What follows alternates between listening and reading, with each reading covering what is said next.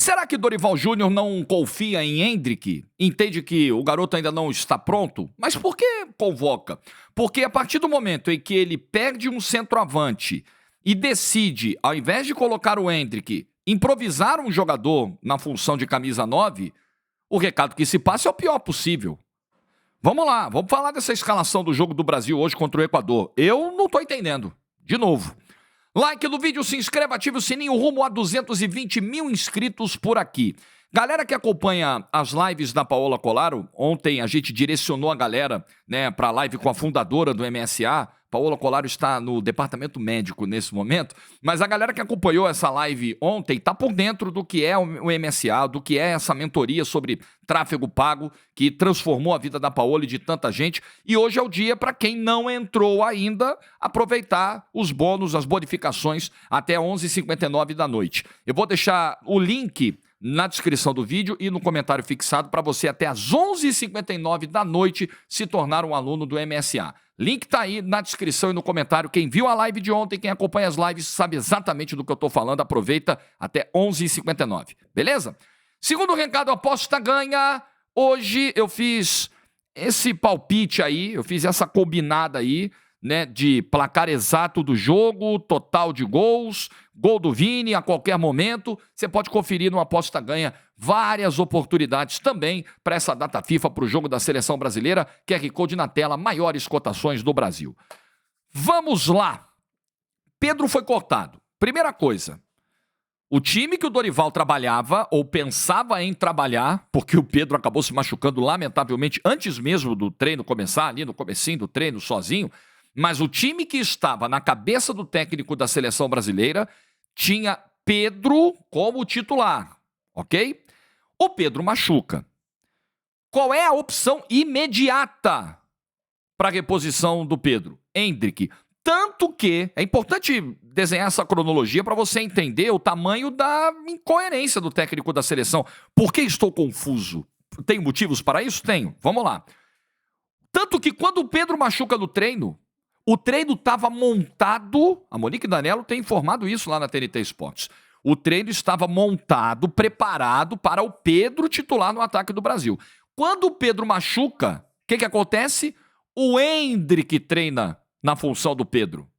Imediatamente foi essa decisão do Dorival, tá? Isso na quarta-feira, o dia da contusão. O Pedro pega o avião, pega as coisas dele, vai embora, volta para o Rio de Janeiro. Tem o treino da véspera do jogo. O que o Dorival faz no treino da quinta-feira? Ora, se o Endrick treinou no lugar do Pedro que se machucou na quarta-feira, então o Endrick vai treinar na quinta-feira e vai ser o titular. Não.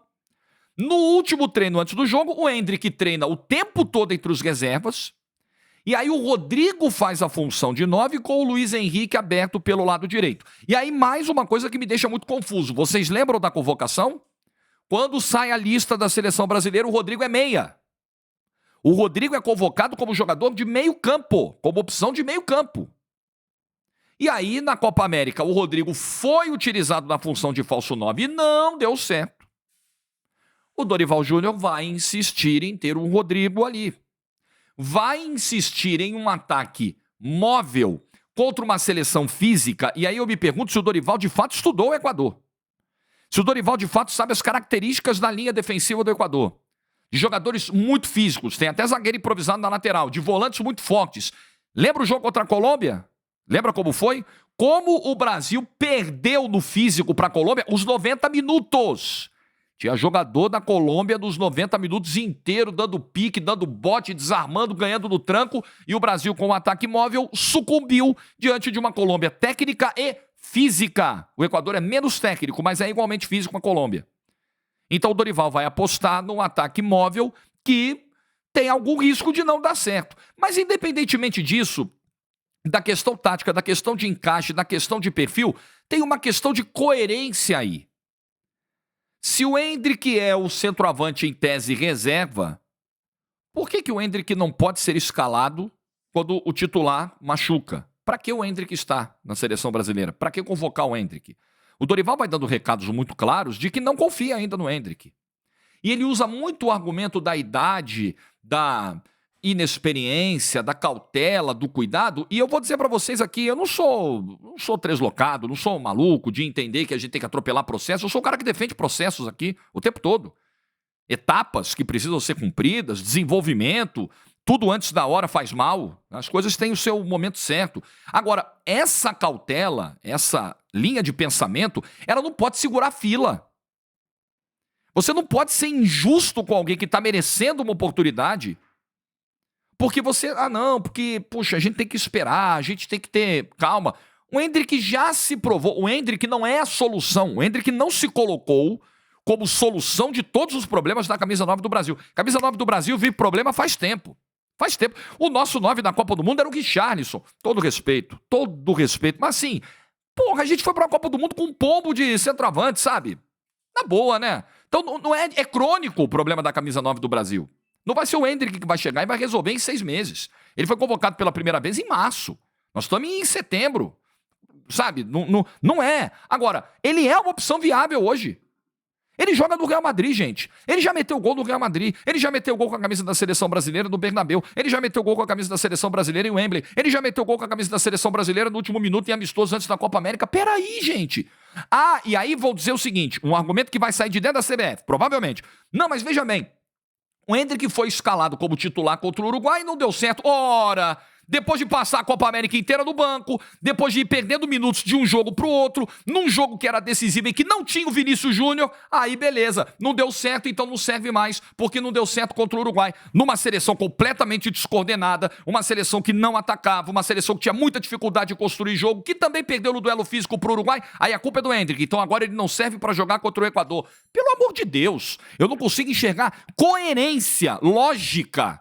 Vamos exercitar a lógica, façam isso sempre do dia a dia, sejam lógicos, vamos exercitar a lógica. O Endrick tá lá, é um centroavante disponível, você vai improvisar o Rodrigo de novo, você vai colocar o Rodrigo de novo por dentro, qual é um sentido? Ok, o Pedro hoje é uma opção mais segura do que o Endrick, claro, beleza, estamos na mesma página. Titular do Flamengo, um dos melhores jogadores do Campeonato Brasileiro, artilheiro, garçom, voando, melhor momento da vida, fantástico. Ninguém ia contestar a escolha do Pedro titular. Só que o Pedro machucou. E aí você tem o Endrick e não põe o Endrick pra jogar? Eu não consigo entender. Sinceramente, eu não consigo entender as decisões do técnico da seleção. E vou dizer mais. A presença do Luiz Henrique, tá? Importante só pontuar aqui. E a escolha do Luiz Henrique, você não vai falar sobre ela? Vou falar. Luiz Henrique hoje é um dos melhores, se não o melhor jogador do Campeonato Brasileiro, mas aí tem o Pedro, aí tem o Estevão, aí beleza, eu acho que tá entre os três, né? O Luiz Henrique é mais experiente que o Estevão, o Luiz Henrique fisicamente, estamos falando de jogo físico, o Luiz Henrique pode lidar melhor com uma marcação que vai ser muito forte mesmo, né? Literalmente falando, da seleção equatoriana. Acho que é uma escolha que faz sentido. Essa faz sentido, como faria o Estevão. Acho que o Estevão vindo no segundo tempo, pegando uma seleção equatoriana cansada, pode também render muito bem. Tem menos preparo para o choque do que o Luiz Henrique. Até aí, o que não entra na minha cabeça é você de novo ter o Rodrigo como falso 9 com o Endrick à disposição. Isso não tem lógica na minha cabeça. E acho que o Dorival Júnior, assim como o Abel Ferreira passou por isso em 2023 no Palmeiras, o Dorival tá indo pro mesmo caminho. Cara, tem o Endrick joga no Real Madrid, galera. Se não der certo, ok, não deu certo. E aí você testa algo diferente. Até pela questão do jogo físico. O Endrick é um cara do choque também. O Endrick é um cara, apesar de jovem e apesar de não ser um jogador de enorme estatura, mas é um cara muito preparado pro embate, né, pra pancada. Eu não consigo entender a decisão do Dorival. Eu acho que o Dorival chega muito pressionado para essa data FIFA. Eu acho que essa data FIFA, ela é... Porque, vejam, não foi o Dorival quem colocou a seleção brasileira no 6º lugar das eliminatórias, tá? Essa conta não é do Dorival, sejamos justos. Isso aí é obra do seu Diniz, isso é obra do seu Edinaldo Rodrigues. Eles são os autores disso aí. Quando você olha para a tabela hoje e vê a Bolívia, minha querida, queridíssima Bolívia, que ontem enfiou 4-0 na Venezuela, ó, vai ser um inferno ganhar lá em cima, hein? Com 3.600 já era um perrengue ganhar em La Paz, com 4.100 metros em El Alto, o estádio mais acanhadinho, pequenininho, caldeirãozinho, vai ser um inferno. Eu vi o jogo ontem, Bolívia e Venezuela, Com 2 minutos de jogo, isso me lembrou o Jandrei naquela final do Paulista lá no Allianz, Palmeiras-São Paulo. Com 2 minutos de jogo, a Venezuela já estava se jogando inteira no chão. A Venezuela foi pra sentar a bunda no chão e não jogar. Toda hora caía um. Pra tentar respirar, pra não deixar ter jogo. E mesmo assim tomou 4-0. Vai ser ruim de ganhar da Bolívia lá, hein? E ela alto. E olha que a Bolívia é uma seleção frágil. Mas enfim, voltando. Não perdi a linha do raciocínio. Tá preservado. Vamos lá. Os autores dessa obra são Edinaldo e Diniz. Se você olha para a tabela da eliminatória hoje e vê a Bolívia 1 ponto atrás do Brasil, a Bolívia está a pior Bolívia que eu já vi, está 1 ponto, e as melhores também não foram muitos, né? Não foram muito melhores que essa. Está 1 ponto atrás do Brasil. Isso não é obra do Dorival. Porém, o que o Brasil fez, ou na verdade não fez em 2024, joga pressão em cima do Dorival para essas 2 partidas, a de hoje e a de terça-feira contra o Paraguai. Porque não nos esqueçamos que nesse contexto de falta de tempo, isso é uma realidade. Treinador de seleção, geralmente, não tem tempo para trabalhar. Pega o que está sendo essa semana aí de data FIFA. Os jogadores chegaram na segunda, terça-feira foram terminando de chegar, um treino na quarta, um treino na quinta, jogo. Na sexta. Aí, sábado recupera, viagem, Assunção, domingo, treino, segundo treino mais forte, terça, jogo.